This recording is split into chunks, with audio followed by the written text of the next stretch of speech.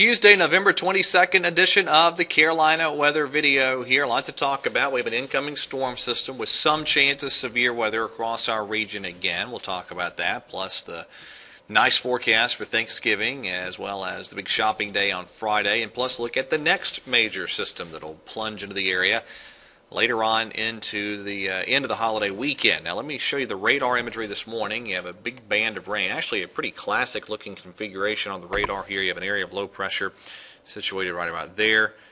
Warm front kind of down from it like that, cold front trailing down from the low. And in the warmer air there you have some showers and thunderstorms breaking out. And there's the temperature map this morning. You have temperatures 70 degrees or warmer in a good chunk of Louisiana and southern Mississippi, and 60 or warmer over just a large portion of the region. And there's the upper level disturbance kind of driving things as we get into this afternoon. So here's your day one convective outlook. Actually, let me get to the overall outlook. There we go. There's the slight risk covering East Texas, Louisiana, Mississippi, Alabama, a good chunk of Georgia, and then the western Carolinas and up into the Ohio Valley.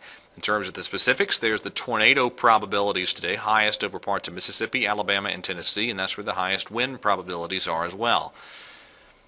All right, so we'll see a good round of showers and thunderstorms, most of it in a line from Mississippi, Alabama, into Tennessee, and then that line develops eastward. In fact, here's how we look at, let's see, this would be 8:30 this evening off of the RPM, kind of a broken line of intense thunderstorms from eastern Tennessee and Kentucky down into central Mississippi, and then we go a little bit further out, and here we are at 2:30 in the morning on Wednesday morning. And you're looking at a line of storms from roughly the Triad to the western part to the Charlotte Metro, down through GSP and into east central Alabama.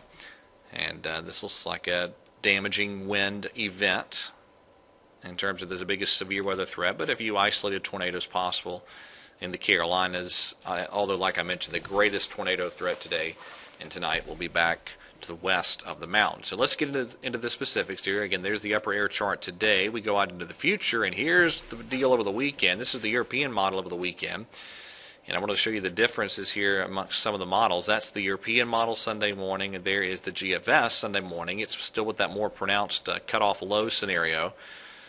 And you remember the European, it kind of lost the general idea of this with the 0Z run, but it brought it back with 12Z, and it still has the same general idea with the 0Z today. Further out, there is the European model valid Monday. And boy, you look at this on the GFS, that's a nasty look for Monday morning. That screams severe weather potential around the region if that were to verify. All right, so let's get into it. Today, a few showers are a possibility during the day. Meanwhile, that line of storms taking shape to our west, and it plunges in here into the Piedmont zones, I think, a little after midnight tonight. So it looks like an overnight round of showers and thunderstorms. It then exits pretty early in the day tomorrow, and we see some afternoon sunshine. So we do have a severe weather threat later tonight. We'll have to watch the damaging wind and isolated tornado potential. Full sunshine then builds in for Thanksgiving as well as Friday. Looks great. Highs in the 60s, lows in the 30s, lots of sun. And then over the weekend, I still think we're dry with a good deal of sun on Saturday. But then the exact timing of the next system is a question mark. The GFS is a little slower with it than the European. There's Sunday afternoon in the GFS, and there's Monday.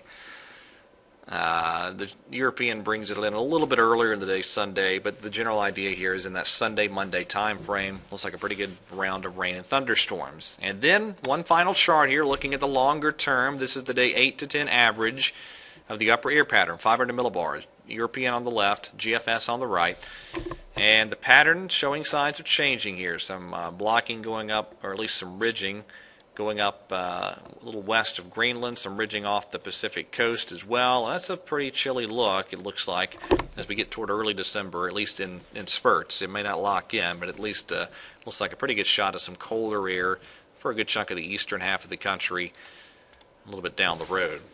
All right, that is it for today's edition of the video. Thank you for watching. Have a great day, and God bless.